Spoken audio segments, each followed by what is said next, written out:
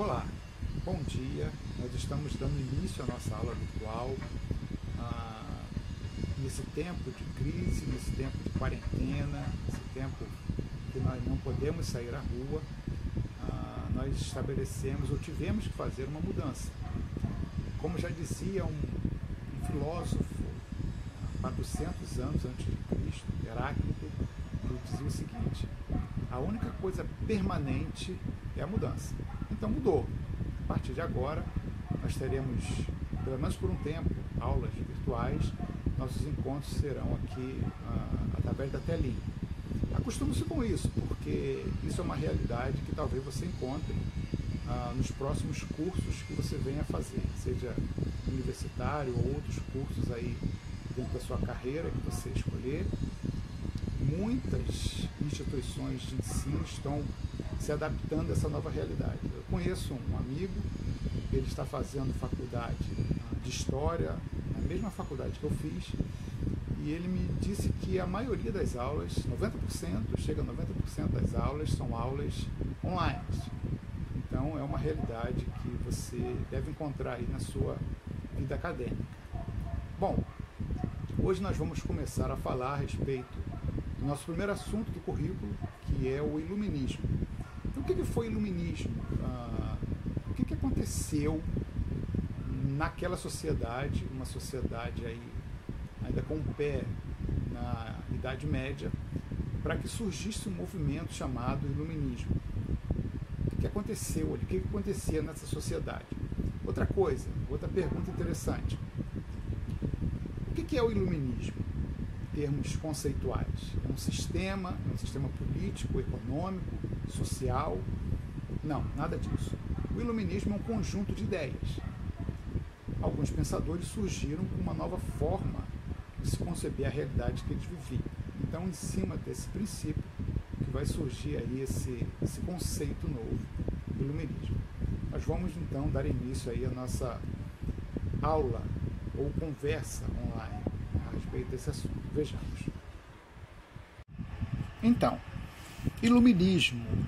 Então, esses são as personalidades, são os filósofos iluministas que começaram a pensar de forma diferente numa sociedade regida por princípios cristãos, a gente chama de dogmas cristãos.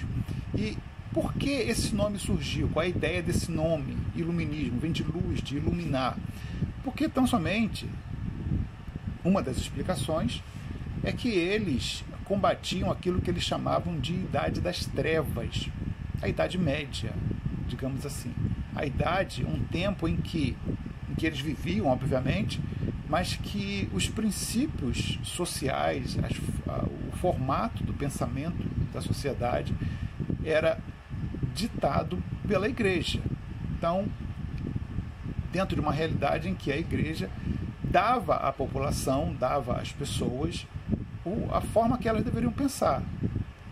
A realidade era traduzida pela igreja, pelas explicações a partir da igreja. É por isso que surge, então, esse nome, iluminismo, e se contrapõe a essa forma de pensamento que vinha da igreja. Eles consideravam esse modelo de raciocínio, de ideias, a ponto de chamá-la esse período de Idade das Trevas. Prossigamos então. Então, como a Igreja Católica fazia isso?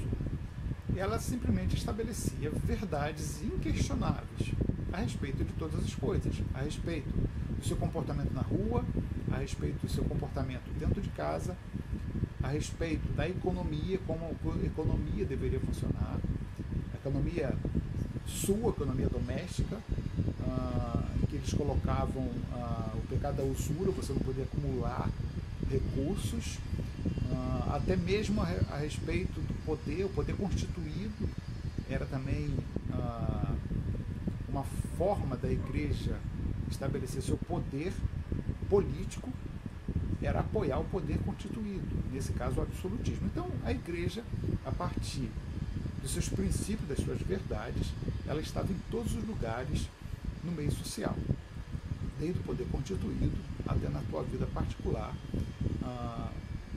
de certa forma, havia uma influência tremenda da igreja. A gente vai ver isso aí. Como é que era chamado esses princípios? Como é que eram chamados esses princípios que a igreja trazia à sociedade? A gente vai ver de agora em diante. Ou seja, essas verdades que a igreja trazia à sociedade, a leitura que a igreja fazia do mundo, era conhecida como dogmas. Por que esse nome traduzia o pensamento da igreja católica? O dogma é um termo de origem grega que significa literalmente o que se pensa é verdade. Na antiguidade, o termo estava ligado ao que parecia ser uma crença ou convicção, um pensamento firme ou doutrina. Então, como é que isso acontecia?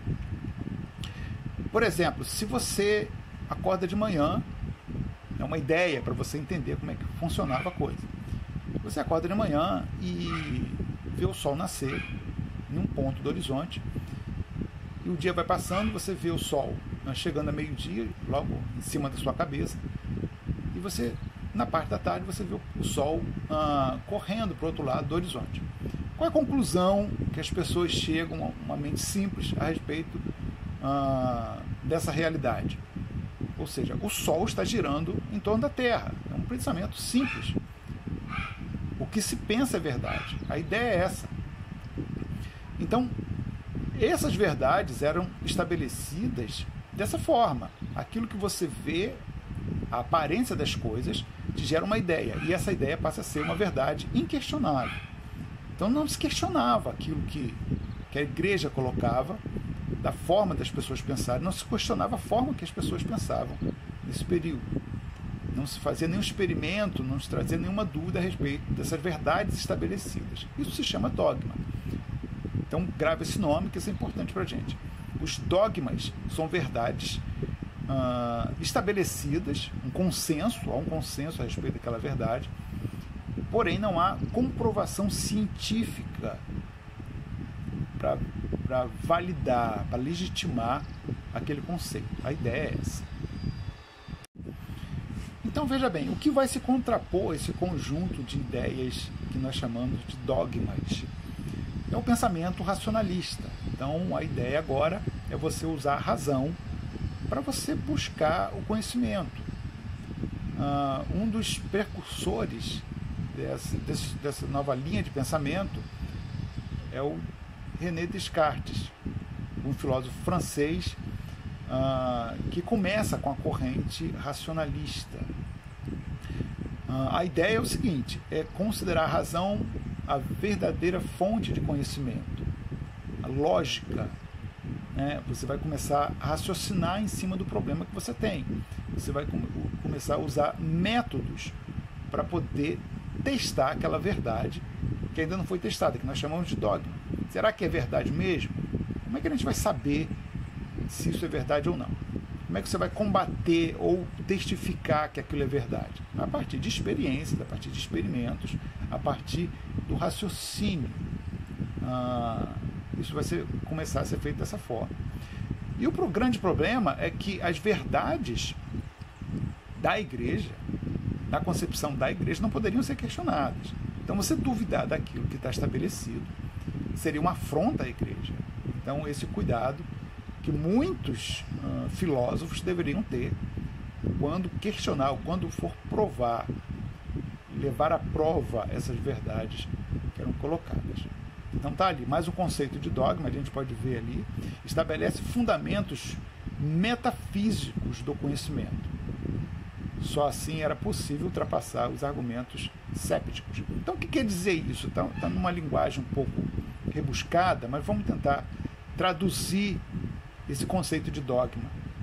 Estabelece fundamentos metafísicos. O que é metafísico? Além da física, além daquilo que é palpável ao homem. Vou dar um exemplo simples para que você possa entender. Por que todo rio corre para o mar? Por que toda corrente de um rio vai para o mar? A explicação que normalmente se dava a respeito desse fenômeno por parte da igreja era muito simples. Porque Deus quis assim. Então não havia nenhuma procura científica, nenhuma outra forma de explicação a respeito desses fenômenos da natureza. Por que que em determinados lugares faz muito frio, em outros faz muito calor? É porque Deus quis assim. Então, metafísica, a explicação está sendo metafísica, além da física. Quando você coloca que é uma questão sobrenatural, uma questão que vem da parte de Deus, metafísico, além da física, além do mundo físico, perdão, é uma explicação metafísica, acima daquilo que você pode compreender dentro do seu mundo natural. Eles buscam sempre essa explicação além da física. Então isso quer dizer, esse nomezinho aí que você está vendo, metafísico, conhecimento metafísico. Estabelece fundamentos metafísicos do conhecimento. Então, a explicação era sempre no sobrenatural. Vamos colocar assim. Então, é a partir dessa nova forma de pensar que todo o conhecimento moderno vai ser estabelecido. Então, hoje você vai para uma faculdade, você vai fazer um curso superior ou qualquer outro tipo de curso. O conhecimento que você vai ser apresentado nesses cursos é pautado em métodos científicos. Então, existe todo um processo. Esses processos de estudo foram criados a partir desses pensadores. Então, hoje você tem método indutivo de procura de respostas, de pesquisas, método dedutivo, isso você vai ver mais adiante, a estabelecimento de hipóteses. Então, quando você vê um caso, às vezes, por exemplo, hoje nós estamos aí com o coronavírus, todos esses métodos de pesquisa estão sendo estabelecidos para procurar uma resposta para isso. Então, existem hipóteses. O vírus ele tem um comportamento diferente, dependendo do clima que ele estiver. É uma hipótese. Claro que os cientistas terão que usar métodos para chegar a verificar, a ver a veracidade dessa colocação. Então, eles vão fazer pesquisas, eles vão estudar, vão fazer estatísticas para ver o crescimento dos contagiados em determinada região fria, e depois vão fazer a mesma estatística em outros lugares mais quentes, para verificar isso, para verificar se isso realmente é uma verdade. Em comparação ao dogma, se alguém tão somente achasse que isso fosse uma verdade, ia ser estabelecido. Essa verdade seria estabelecida. Olha, o vírus no frio ele tem um comportamento em que consegue atingir o maior número de pessoas. E pronto, acabou. Nenhuma pesquisa seria feita em cima disso. Então, hoje, esses métodos ajudam os cientistas a chegarem a uma verdade. Isso você vai verificar quando você for, aí, se Deus quiser, ao seu curso superior. Você vai ter que lançar mão desses métodos para você fazer suas pesquisas. Isso está em todos os lugares. Trabalhar com métodos de pesquisa, de estatísticas, como também hipóteses, diversos outros instrumentos que serão apresentados para vocês aí ao longo da carreira acadêmica que vocês tiverem. Eu lembro, tudo isso surgiu a partir desses pensadores iluministas. As verdades agora, elas têm que ser provadas. E outra coisa interessante que vai surgir também desse contexto, se uma verdade ela tem que ser provada, ela tem que estar aberta a críticas. Você já pensou nisso? Hoje nós estamos vivendo numa sociedade que não quer crítica de maneira nenhuma. Você não pode criticar ninguém.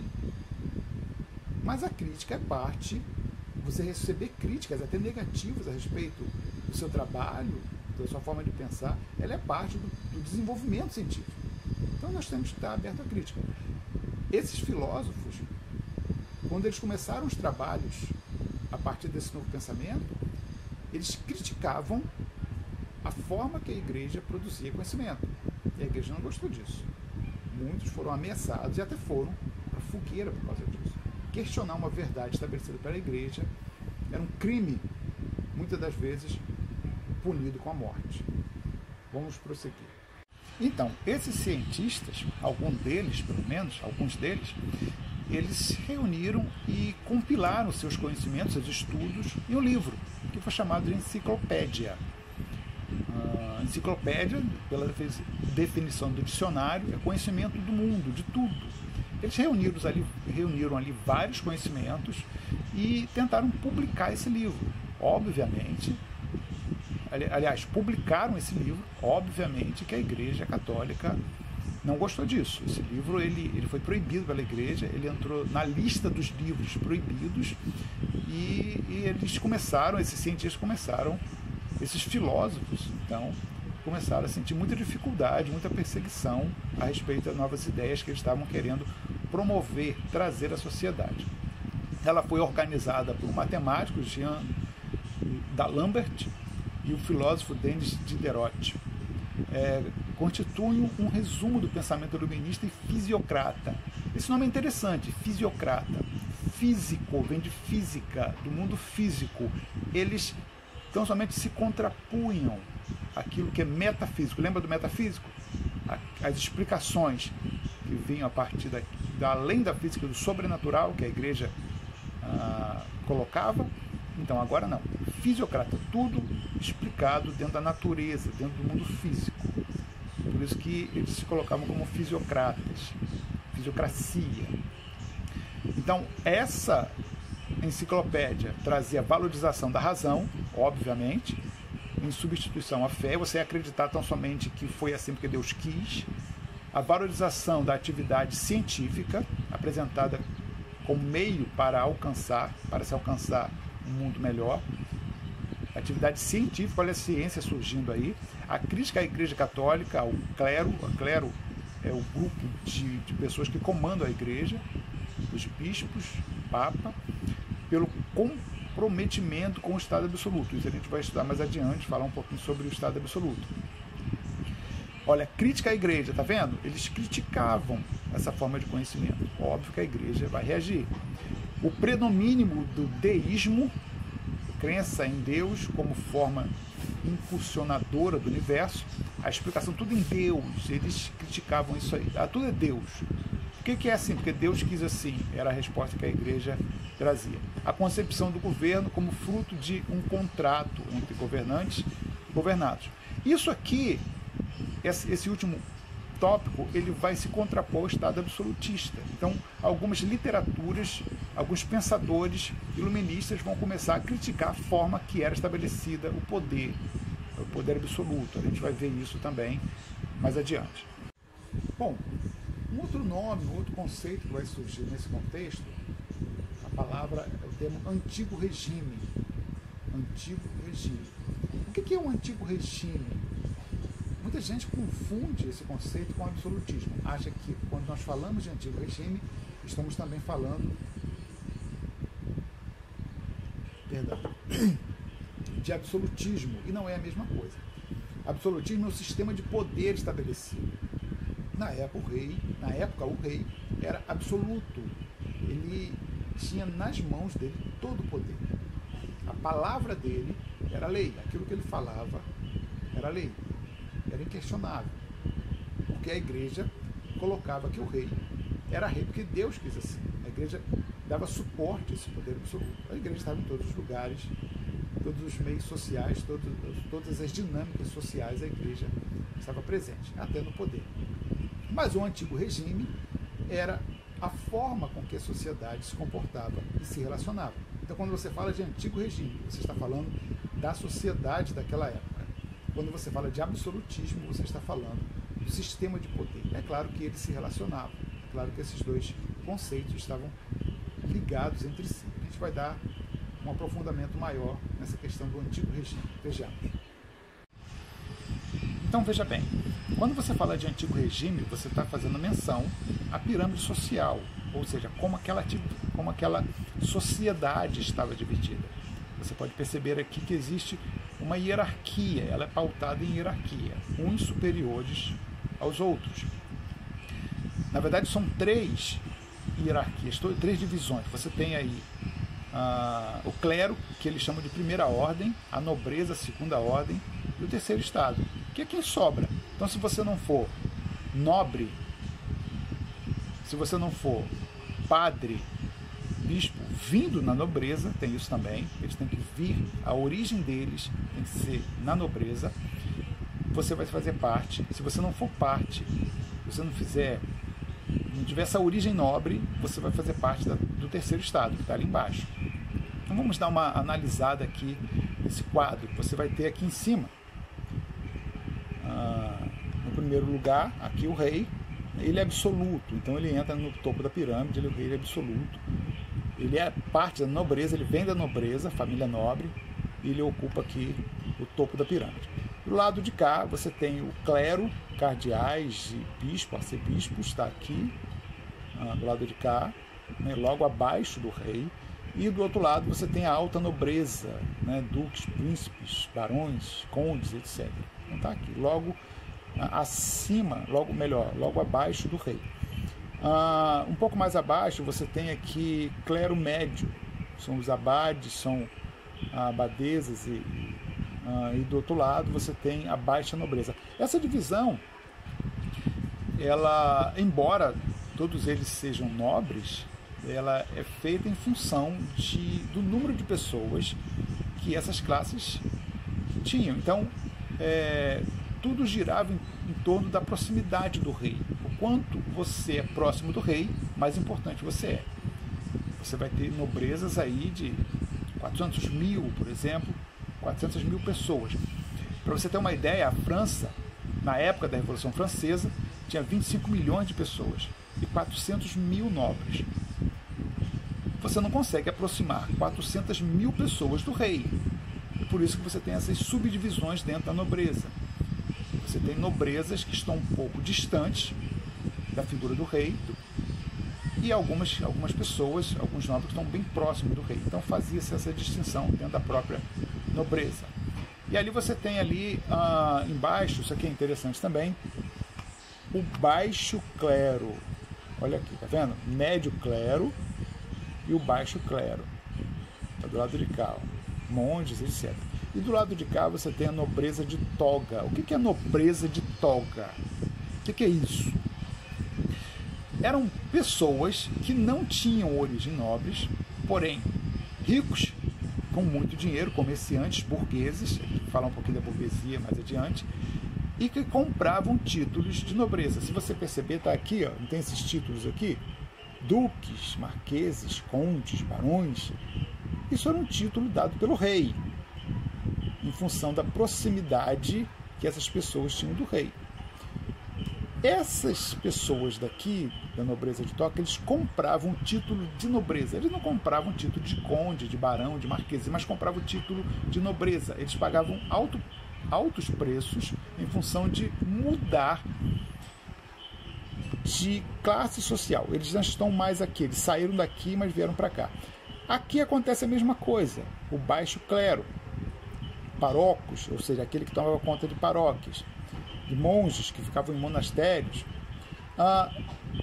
Esse pessoal aqui, eles não tinham origem propriamente nobres, ele era daqui também, eles eram daqui. Porém, a necessidade de você colocar a igreja em todos os pontos, em todos os lugares sociais, gerava uma falta, uma carência de padres.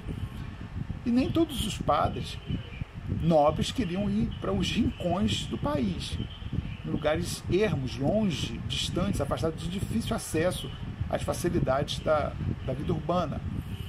Então, abria-se vagas para que pessoas que não eram nobres serem padres. Eles iam fazer curso de teologia e seriam consagrados padres, porém, eles não conseguiriam chegar, veja bem, eles não conseguiriam chegar aqui em cima.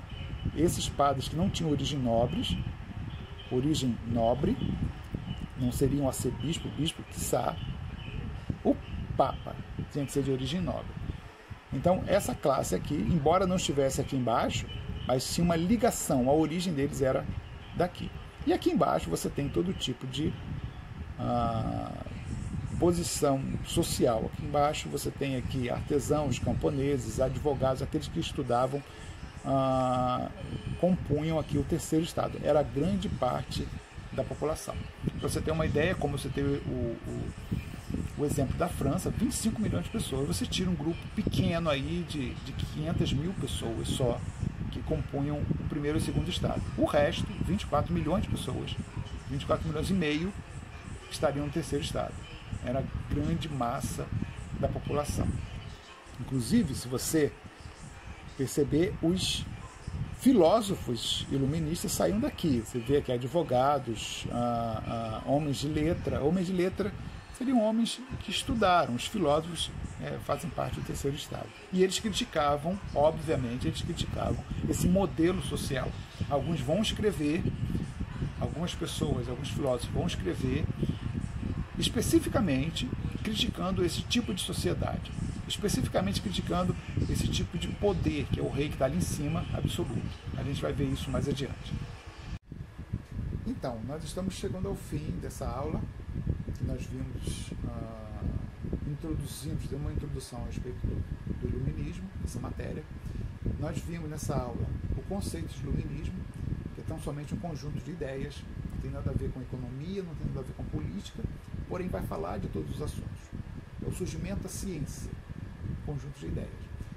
O iluminismo se colocava contra os conceitos que vinham da igreja, por isso a sociedade que foi criada em cima desses conceitos da Igreja Católica foi apelidada por esses pensadores de Idade das Trevas. É daí que vem esse conceito de Idade das Trevas.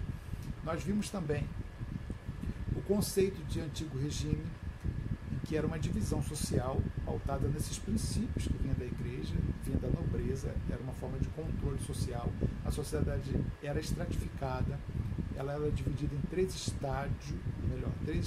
ordens, três estados, era colocado como estados também. A primeira ordem, o primeiro estado, você tinha a igreja como primeira ordem, o segundo estado era a nobreza e o terceiro estado, a maioria, 99% das pessoas, né, de todas as áreas, de todas as origens sociais, digamos assim, exceto a nobreza, eram colocados no terceiro estado. Nós ficamos devendo a vocês a questão do absolutismo e os autores que falam a respeito desse assunto. Isso vai ficar para uma próxima aula. E por enquanto nós vamos ficar com o trabalho. Então anote aí, eu vou passar para vocês aqui no quadro o que vocês devem fazer. Vamos lá. Então tá aí, esse é o trabalho que eu vou pedir para que vocês façam. Eu preciso que vocês me façam no seu caderno um quadro expondo ali algumas informações a respeito dos filósofos iluministas. Eu coloquei ali como título filósofo, então você coloca ali o primeiro nome do filósofo, a nacionalidade dele depois, se é francês, se é inglês, você vai colocar ali, o século que ele viveu, nesse caso aqui eu coloquei um exemplo, já fiz a primeira, já dei uma boa dica. O Voltaire, ele é francês, perdão, ele viveu entre os séculos 17 a 18 e a principal ideia dele era a liberdade de expressão. Eu preciso que você me faça esse quadro com os principais filósofos iluministas. Então você vai preenchê-lo, vai fazer uma pesquisa na internet, vai preenchê-lo. Você pode guardar isso no seu caderno. Eu preciso que você deixe isso no seu caderno, para que possa ser alvo de avaliação no retorno das aulas presenciais. Então, você pode tirar dúvida, obviamente, manda para mim, professor, tá bom, tá ruim, pode mandar tirar uma foto, mandar para mim, não tem problema, mas o principal é que você guarde isso no seu caderno.